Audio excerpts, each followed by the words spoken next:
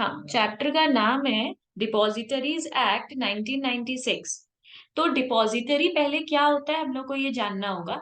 देखो, पहले जैसे एक बैंक अकाउंट होता है वैसे ही हम लोगों का डीपी होता है, डिपॉजिटरी पार्टिसिपेंट। जैसे कि हम एक्सप्लेन करते हैं, आज अगर हम लोगों को पैसा जमा करना है तो हम लोग जाकर बैंक अकाउंट खोलते हैं, बैंक में जाते हैं।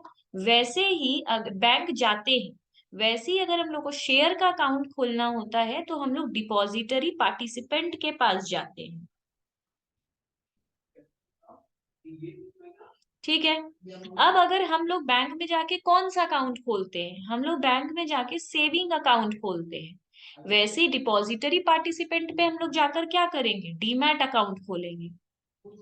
इसमें हम लोग क्या जमा करते हैं, कैश जमा करते हैं, डिपॉजिट भी करते हैं और विड्रॉवल भी करते हैं। मतलब पैसा डालना है तो भी जाके इसी अकाउंट में डालते हैं, पैसा निकालना है तो भी इसी अकाउंट से निकालते हैं। डीमैट अकाउंट में हम लोग क्या जमा करते हैं, अपना शेयर्स जमा करते हैं। शेयर्स खरीदते हैं तो भी इसी में जाता है, बेचते हैं तो भी इसी से निकल जाता है। तो बेसिकली हम लोग इसमें क्या करते हैं, डीमैट अकाउंट में बाइंग और सेलिंग एक्टिविटी करते हैं। तो बेसिकली सबसे पहला मतलब है डिपॉजिटरी पार्टिसिपेंट को शॉर्ट में बुक्स जनरली लिख देता है डीपी। कहीं भी हम लोग जब हम लोग बुक्स पढ़ते हैं तो डीपी करके अगर लिखता है तो हमें उसका मतलब समझ जाना है डिपॉजिटरी पार्टिसिपेंट। तो बेसिकली अब यहाँ पे हम लोग को करना क्या है, तो डिपॉजिटरी क्या होता है, depository is an organization like a central bank when the securities of a shareholder are held in the electronic form at the request of the shareholder through the medium of depository participant। तो अब क्या होता है, जैसे कि अब हम लोग कह सकते हैं कि डिपॉजिट, अच्छा बैंक के ऊपर कौन होता है, बैंक के ऊपर होता है हमारा सेंट्रल बैंक।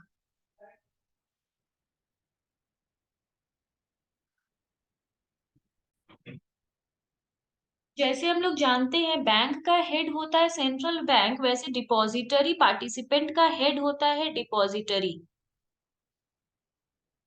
तो सारे डीपी किसके अंदर आते हैं, सारे डीपी डिपॉजिटरी के अंडर में आते हैं। जैसे सारे बैंक्स किसके अंडर में आते हैं, सेंट्रल बैंक के अंडर में आते हैं। तो बहुत सारा बैंक है, हम लोग किसी भी बैंक में जाके अपना सेविंग अकाउंट खोल सकते हैं। वैसे ही बहुत सारा डीपी है, हम लोग किसी भी डीपी में जाके अपना डीमैट अकाउंट खोल सकते हैं। तो यहाँ पे बता रहा है डिपॉजिटरी का मतलब क्या है, डिपॉजिटरी भी एक ऑर्गेनाइजेशन होता है सेंट्रल बैंक की तरह, जिसमें अगर जिस शेयर होल्डर को इलेक्ट्रॉनिक फॉर्म में अपना शेयर्स रखने का मन है, आजकल तो ये कंपलसरी है कि सभी को ऑनलाइन ही शेयर्स रखना पड़ेगा। पहले ये चॉइस था, किसी को इलेक्ट्रॉनिक फॉर्म में रखना है तो वो डीमैट अकाउंट खोलता था, किसी को पेपर फॉर्म में रखना होता था तो वो फिजिकल फॉर्म में रखता था। पर आज अब सेबी इसको कंपलसरी कर दिया है, हर इंसान को शेयर्स को ऑनलाइन ही मतलब खरीदना बेचना पड़ेगा, फिजिकल फॉर्म में ये नहीं कर सकते। तो securities, where the securities of a share holder are held in the electronic form, electronic form में हम अपने शेयर्स को रखते हैं। किसके through, through the depository participant, क्योंकि हम सीधे डिपॉजिटरी तो नहीं चले जाएंगे, तो हम डीपी में जाएंगे। To utilize the services offered by the depository, the investor has to open an account। अगर हमको ये डिपॉजिटरी का सर्विस को यूज करना है तो हमको एक जाके अकाउंट खोलना पड़ेगा with the depository through a DP. हम डीपी में जाके अपना एक अकाउंट खोलेंगे, जैसे बैंक अकाउंट खोलते हैं वैसे अपना डीमैट अकाउंट खोलेंगे। तो अब डिपॉजिटरी का सेक्शन के हिसाब से एक डेफिनेशन दिया है, अगर एग्जाम में सेक्शन याद रहता है तो डिट्टो ये डेफिनेशन लिखो, अगर डिट्टो सेक्शन के साथ ये याद नहीं रहता है तो फिर ये वाला डेफिनेशन लिखो। ये फिर पूरा इतना लिखना पड़ेगा।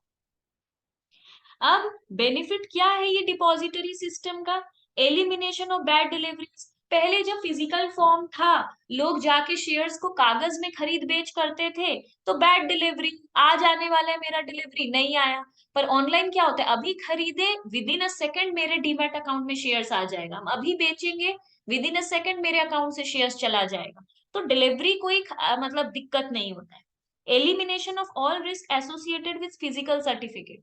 कागज रहता था हाथ में, फिजिकल सर्टिफिकेट रहता था, डेफिनेटली हाथ में कागज रखना इज अ रिस्क, खो गया तो प्रूफ चला जाएगा कि हम शेयर्स खरीदे थे। Immediate transfer and registration of security, immediate transfer होता है, खरीद बेच एकदम इमीडिएटली होता है। Faster disbursement of non cash benefit like rights, bonus etcetera, अगर कंपनी कोई बोनस दे रही है तो मेरे को तुरंत बोनस मिल जाता है। रिडक्शन इन ब्रोकरेज, मेरा कोई ब्रोकरेज कटना है तो तुरंत मेरा ब्रोकरेज कट जाता है। तो ये सारे बेनिफिट हो गए हैं ऑनलाइन आने से, डिपॉजिटरी होने से। Elimination of problem related to change of address of investor transmission, पहले एड्रेस चेंज होता था तो क्योंकि वो तो मेरा शेयर को पोस्ट से भेजेगा मेरे पास कंपनी, तो एड्रेस एकदम सही बता के रखना पड़ता था। अभी क्या है, हम कहीं पे भी हैं, उससे कोई मतलब नहीं है, शेयर तो मेरे अकाउंट में घुस ही जाएगा, तो एड्रेस एड्रेस का झमेला नहीं है। Elimination of problem relating to selling of securities on behalf of minor, पहले अगर कोई माइनर ट्रेडिंग कर रहा था तो उसके लिए अलग प्रोसीड्योर था। अभी क्या मालूम, कोई भी फोन अपना लेके किसी भी एज का है ट्रेडिंग करता है, कोई फर्क नहीं पड़ता है। ये डिपॉजिटरी पार्टिसिपेंट का डेफिनेशन है। डीपी क्या है, एक ब्रोकर है जिसके थ्रू हम करते हैं। जैसे कोटक, कोटक एक क्या है, डीपी है, कोटक में जाके हम डीमैट अकाउंट खोलते हैं।